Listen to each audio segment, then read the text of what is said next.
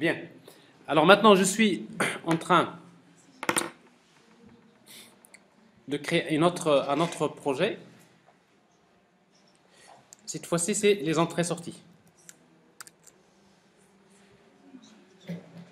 Alors, le premier exemple d'application sur les entrées-sorties consiste à créer une application qui permet d'afficher le contenu d'un répertoire. Application 1. Alors, je veux afficher le contenu d'un répertoire. C'est très simple. Vous aurez besoin d'utiliser la classe File. File F égale New File. Et vous spécifiez le chemin, le dossier. Par exemple, la racine. Alors, si vous voulez voir le contenu de ce répertoire, on va tout d'abord, si vous voulez savoir s'il existe, vous pouvez utiliser if f.exist. C'est pas equal, c'est exist. f.exist. Alors, s'il existe, voilà le traitement que je vais faire. Je vais lire le contenu. Le contenu égale, c'est f. La méthode list. Donc, list, il permet de lister le contenu d'un répertoire. Donc, j'ai le contenu du répertoire, je l'affiche. Et pour l'afficher, donc, je peux utiliser une simple boucle for int i égale à 0 et inférieur contenu.length et plus, j'affiche. Qu'est-ce que j'affiche? Tout simplement contenu de i, n'est-ce pas? Alors, jusque-là, donc, j'affiche que le contenu de ce répertoire. Run Java Application. Qu'est-ce que je vois comme résultat? Ben, je vois tout simplement le contenu du dossier, n'est-ce pas? Mais ici, donc, je ne vois pas est-ce que c'est un fichier ou bien c'est un répertoire. Alors, pour savoir si c'est un fichier ou bien un répertoire, ben, on sera amené à nouveau à créer un objet de la classe File, F2, égale New File. On veut maintenant savoir si... Je sais que le répertoire, c'est quoi? C'est deux points, plus, quoi? Contenu de i. Donc, je crée cette fois-ci un objet file qui représente l'élément contenu de i. L'élément. Et après, pour savoir est-ce que c'est un fichier ou bien c'est un répertoire, je peux utiliser f2.isDirectory. Alors, ça veut dire quoi? Si f2 est un répertoire, alors j'affiche répertoire plus contenu de i, n'est-ce pas? Else, j'affiche comme quoi c'est un fichier plus contenu de i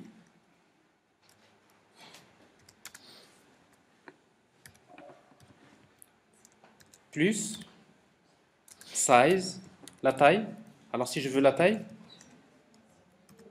je mets c'est f2.length. Et je peux utiliser les autres méthodes, n'est-ce pas? Alors ça c'est juste un exemple qui me permet d'afficher bien sûr ça. Alors je vois bien le contenu. Pour chaque élément, je vois est-ce que c'est un répertoire ou bien c'est un fichier. Alors ça c'est un fichier, donc je vois size égal. Ici donc on a oublié un petit peu égal.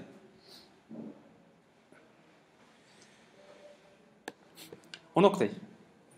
C'est bon? Alors ça c'est cette application elle est suffisante pour comprendre c'est quoi l'utilité de la classe file, n'est-ce pas? Alors, bien sûr, pourquoi la classe file, quand on va l'utiliser, c'est pour gérer les fichiers. Mais maintenant, ce qui nous intéresse, comment écrire, comment lire et écrire sur des fichiers. Alors, pour cela, on aura besoin de montrer tout d'abord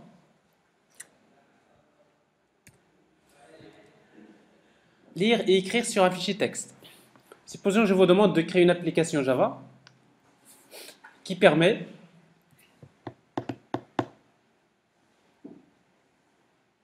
Vous n'étiez pas là depuis tout à l'heure. Hein.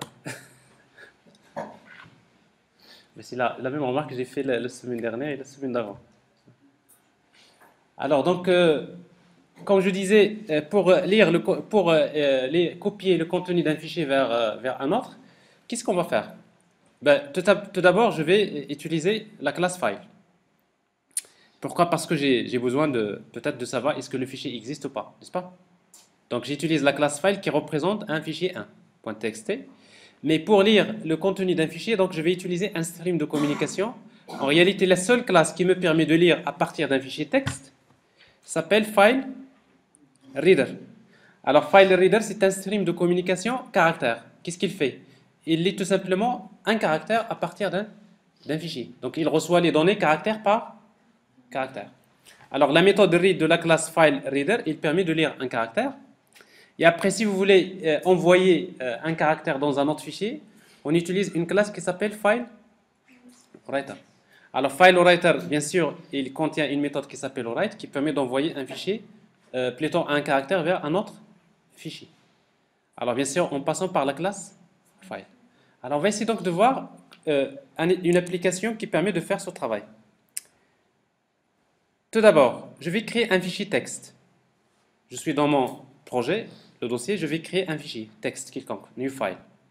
Je vais l'appeler par exemple note.txt.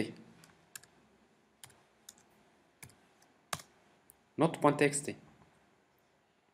Alors note.txt, supposons que j'ai un fichier qui contient le code de l'étudiant, point virgule, la matière, point virgule, la note. L'étudiant E2, point virgule, j'ai par exemple info, par exemple la note. Ainsi de suite. Alors bien sûr, vous regardez quelle est la note qu'il va attribuer. Est-ce que les notes sont comprises entre 0 et 6 ou bien entre 11 et... Alors, maths, la note 11, peu importe. Comment?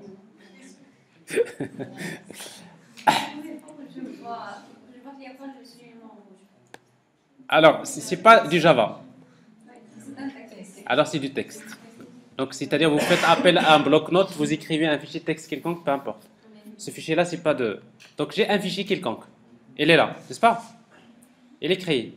Maintenant, ce que je veux faire, c'est que je veux créer une application qui permet de lire ce fichier-là et de le copier dans un autre, dans un premier temps. Mais après, on va essayer de le crypter. Parce qu'en fait, on ne va pas souhaiter que ces données soient claires, on voudrait le crypter. Par exemple, alors pour créer une application qui permet de lire et copier un fichier, l'application 2, le principe est le suivant. Je veux lire un fichier. Donc je dois passer par la classe file. F1 égale new file. Le fichier s'appelle note.txt. Alors je suppose que le fichier se trouve dans le même dossier dans la racine du projet. Alors pour lire à partir d'un fichier texte, on va utiliser la classe file reader. fr égale new file reader de f1. Alors, sauf que quand vous utilisez une file reader, il y a les exceptions. File not found exception. Voilà une exception non surveillée, qui est surveillée plutôt, et qui va vous obliger de faire un try catch. Alors, pour faire un try catch, donc vous pouvez utiliser, vous cliquez, donc vous utilisez donc try catch, n'est-ce pas? Try catch. Ou parfois, ça peut être utile de prendre tout un code et vous dites tout simplement surround with try catch. Bon, vous avez la même chose, c'est-à-dire le code là, il est encadré par un bloc try catch. Alors en tout cas, je continue. Donc, file reader. Alors maintenant, je vais écrire sur un autre fichier. Donc j'ai file f2 égale new file. Le fichier s'appelle par exemple copy.txt. Et après, je vais utiliser la classe file writer. Parce qu'avec reader, je lis et avec writer, j'écris. fw égale new file writer de f2. Alors, regardez ici une autre exception. Cette fois-ci, ce n'est plus file not found, c'est input output exception. C'est quoi la solution? Ben, si vous cliquez sur le, elle va vous proposer d'ajouter add un autre cache. Add catch to surrounding try. C'est-à-dire vous avez encore catch input output exception. Vous voyez, donc vous faites votre traitement Après, à chaque fois, il y a un cas exceptionnel, vous l'envoyez vers catch. Mais si vous voulez pas qu'il vous dérange à chaque fois, vous mettez tout simplement catch exception. Et du coup, donc, quelle que soit l'exception, de toute façon, le compilateur, il ne va plus vous dire attention, ici, il y a exception ou pas, parce que vous avez généralisé. Alors maintenant, pourquoi on a créé ces objets? Parce que maintenant, je vais lire. Alors pour lire le contenu du fichier, je vais déclarer un entier C qui représente le code ASCII d'un caractère. Et je fais une boucle comme la suivante. While C égale à quoi? C'est fr.read. Alors quand vous mettez fr.read, vous lisez un caractère. Parce qu'en réalité, quand j'utilise l'stream, c'est que je vais commencer à recevoir les caractères dans un flux. Je lis un caractère, et tant qu'il est différent de -1. Alors pourquoi -1? Parce que généralement, quand vous appelez fr.read, il retourne un caractère. Mais si jamais on atteint la fin du fichier, il va retourner -1. Ça veut dire que tant qu'il est différent de -1, je reçois je lis. Tant qu'il est différent de -1, qu'est-ce que je fais? J'écris. Comment? C'est fw.write C. Donc je lis avec fr, je lis un fr, je lis à partir de quel fichier? F1. Et j'écris avec fw, j'écris sur le fichier F2, n'est-ce pas? Alors ici, donc, je suis en train de créer un flux de transfert. Vous voyez donc, il y a des données qui arrivent de F1 et après, ils vont être envoyés vers F2. Mais caractère, pas caractère. Et si vous, à la fin, n'oubliez pas de fermer les moyens de communication, c'est fr.close et après fw.close. Alors si vous exécutez l'application, il n'y a rien qui est affiché, mais par contre, si vous regardez dans votre répertoire, on a besoin d'actualiser avec refresh. Et qu'est-ce que je vois ici? Je vois, voilà. Donc j'ai le fichier note et j'ai copie. Je vois bien que le contenu de note et copie, c'est la même chose. Mais supposons que je vous demande de crypter. Je ne veux pas copier, mais en même temps, je crypte. Quelle est la solution la plus simple que vous pouvez faire? Crypter le C, ça veut dire quoi?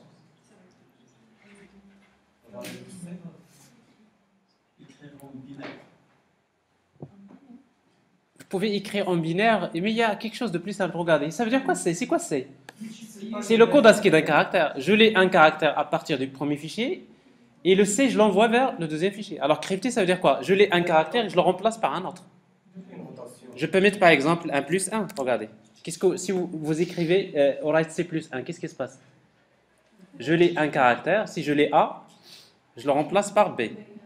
Alors, si vous faites que ça, vous allez avoir le résultat suivant. Alors voilà le fichier note et voilà la copie. C'est du texte, n'est-ce pas? Mais pourquoi ça? Regardez le F. Pourquoi? Parce que E, il devient quoi? Il devient F. Et le 1, il devient quoi? Il devient 2. Le point virgule, il devient inférieur. Et même le retour à la ligne, parce que le retour à la ligne, c'est un caractère. Lui-même, il a été changé. Il dit quoi? Donc j'ai tout sur la même ligne. Alors bien sûr, quand vous avez un fichier comme ça, bon, c'est pas ce qu'il contient, n'est-ce pas? Mais en réalité, si vous savez l'algorithme de décompression, qu'est-ce que vous allez faire? Vous lisez encore le fichier et vous faites -1. Pas compliqué, n'est-ce pas? Alors ce que vous faites, je devrais juste terminer cette partie-là avant de prendre la pause. Mais si vous voulez faire la même chose pour un fichier binaire, parce que ça c'est du texte, n'est-ce pas? Par exemple, vous voulez lire une photo, format JPEG. Je suis sur le dossier par exemple quelconque Windows, Web, Wallpaper, j'ai des photos, paysages. Copier. J'ai une photo que je vais mettre dans mon projet. Un fichier. Paste. Donc j'ai un fichier qui s'appelle image10.jpg. Je voudrais faire la même chose. Je voudrais prendre une image et je voudrais la copier dans une autre, mais tout en la cryptant. Alors qu'est-ce qu'il faut faire? Déjà, photo, est-ce que c'est un fichier texte? Non. C'est pas un fichier texte. Alors comme c'est pas un fichier texte, alors ça c'est ce qu'on vient de faire. Alors, comme c'est pas un fichier texte, donc je ne vais pas utiliser file reader. Qu'est-ce que je vais utiliser à la place de file reader? File input. Et à la place de file writer, c'est file output. Ben, c'est-à-dire, je prends le même exemple et je change. Alors ici, donc, le fichier, comment il s'appelle déjà? C'est EMG10. Donc c'est EMG10, EMG, IMG10.jpg. Alors au lieu de file reader, je vais utiliser file input stream. La copie, donc ça va être, on va l'appeler copie.jpg. Au lieu de file writer, on va utiliser file output stream. File output. Et la même chose. Je lis des données et je les envoie. Alors, sauf que bien sûr, si vous mettez au write C, c'est que vous êtes en train de faire tout simplement la copie. Alors, on exécute. Alors, c'est pas le... Je crois... Oui, c'est bon. C'est le deuxième. Alors, si vous voulez voir, bien sûr, ça, c'est une photo. Alors, on va actualiser. Refresh. Alors, je vois la copie. On va quand même prendre le chemin pour voir le contenu du dossier. Je prends le chemin où se trouve le projet. CTRL V. Alors ici, donc, qu'est-ce que j'ai? J'affiche le détail. Alors ici, donc, j'ai le fichier image et j'ai là la copie. Donc, de toute façon, on a bien respecté. Alors, maintenant, si vous faites la même chose, mais vous faites un cryptage, au lieu de mettre ça, vous mettez +1, ben, vous allez produire une copie, mais il n'y a personne qui peut la lire. Hein. Personne.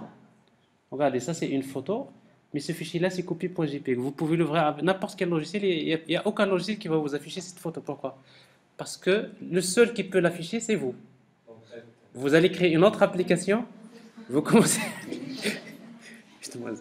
Alors, si vous dites pour une image, mais vous pouvez l'appliquer pour une vidéo, pour n'importe quel, parce que quand vous dites les fichiers binaires, c'est-à-dire n'importe quel fichier, d'accord?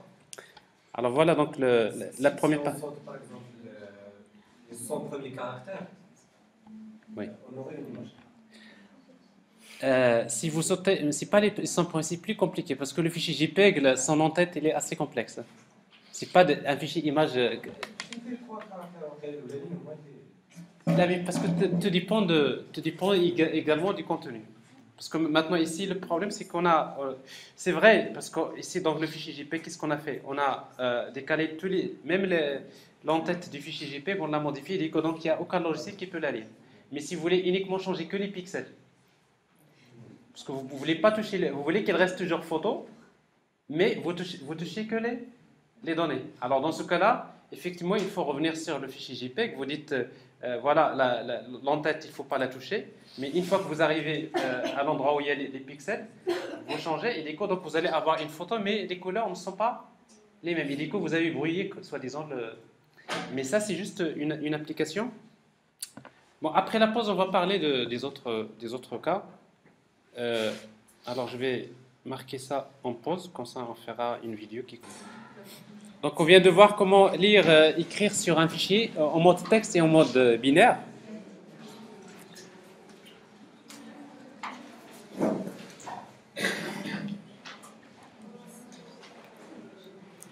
Alors, tout à l'heure, on avait écrit une application.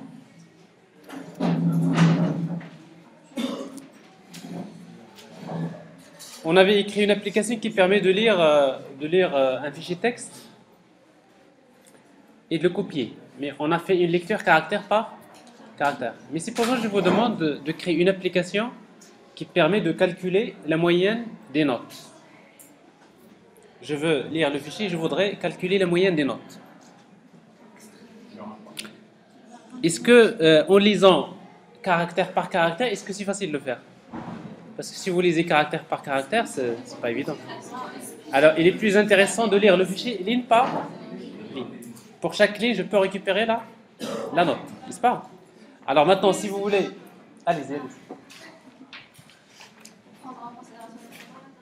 Alors maintenant, après on va voir comment régler. Alors déjà, comment lire un fichier texte ligne par ligne. Alors pour lire un fichier texte ligne par ligne, bien sûr, on va utiliser la classe file, parce que c'est un fichier, on aura besoin d'utiliser file reader. Obligatoire, c'est le stream de communication. Mais maintenant, on aura besoin d'utiliser ce qu'on appelle un stream de traitement, en plus. Alors ce stream de traitement s'appelle tout simplement buffered reader. Alors ce stream de traitement, qu'est-ce qu'il fait? Il possède une méthode qui s'appelle readline. C'est quoi son rôle? Son rôle, c'est que tout simplement, il vous permet de lire une ligne entière à partir d'un fichier. Mais comment? Alors quand vous appelez la méthode readline de la classe buffered reader, qu'est-ce qu'il va faire? Il va demander à file reader de lire un caractère.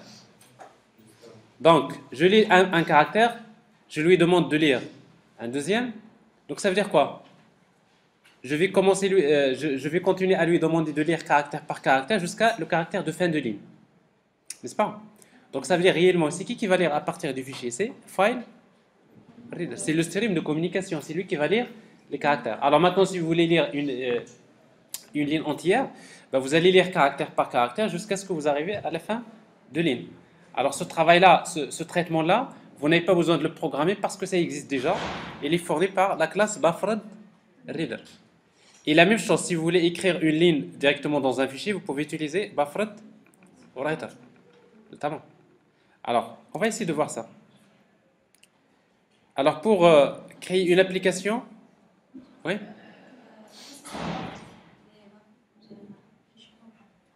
À quoi ça sert?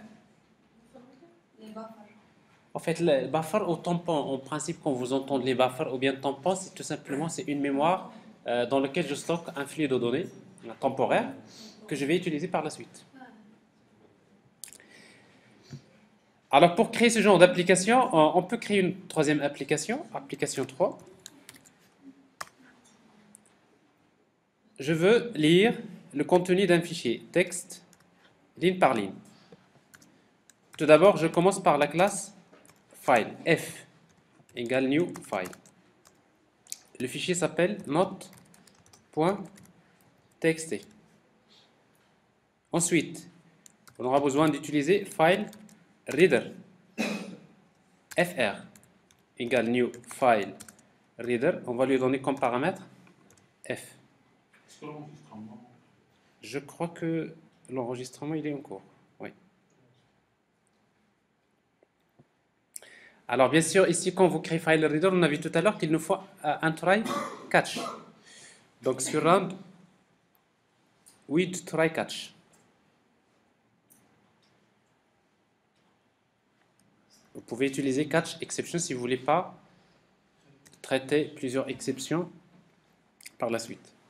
Alors maintenant, si vous restez là sur fr, qu'est-ce que vous pouvez lire? Vous pouvez lire caractère par caractère. Alors maintenant, on veut lire ligne par ligne. On aura besoin d'utiliser un stream de traitement qui s'appelle buffered reader. br égale new buffered reader de fr. Regardez bien. Quand je crée buffered reader, je lui donne comme paramètre fr. Alors c'est quoi fr? C'est file reader. Il représente quoi? F. Et F c'est quoi? C'est notre texte. Alors ici donc j'ai un enchaînement d'objets comme ça. C'est que file reader il est lié à plutôt file buffered reader il est lié à file reader. File reader il est lié à file, n'est-ce pas? Alors maintenant par la suite, si vous voulez lire le fichier ligne par ligne, ben, tout simplement vous utilisez, je sais que je vais lire cette fois-ci des chaînes de caractères, vous utilisez la boucle toujours while s. Cette fois-ci je vais lire avec br, c'est-à-dire buffered reader, et je fais appel à la méthode readline. Readline. Alors tant qu'il est différent de... Alors ce n'est plus moins 1, c'est nul, pourquoi? Parce que c'est une chaîne de caractères. Tant qu'il est différent de nul, c'est-à-dire tant que je n'ai pas atteint la dernière ligne, qu'est-ce que je fais? Alors maintenant, si je veux juste vérifier, j'affiche S. Alors, si vous exécutez l'application, vous allez juste voir que pour le moment, je suis en train d'afficher. Alors, en fait, j'ai exécuté l'autre application. Alors, j'exécute la troisième application. Qu'est-ce que je vois? Donc, j'affiche. Je lis ligne par ligne et j'affiche, n'est-ce pas? Alors maintenant, si vous voulez maintenant récupérer la moyenne. Parce que ça, c'est des problèmes classiques. Vous voulez récupérer la moyenne, qu'est-ce qu'on va faire? Ben, on va utiliser une méthode qui s'appelle, dans string, qui s'appelle split.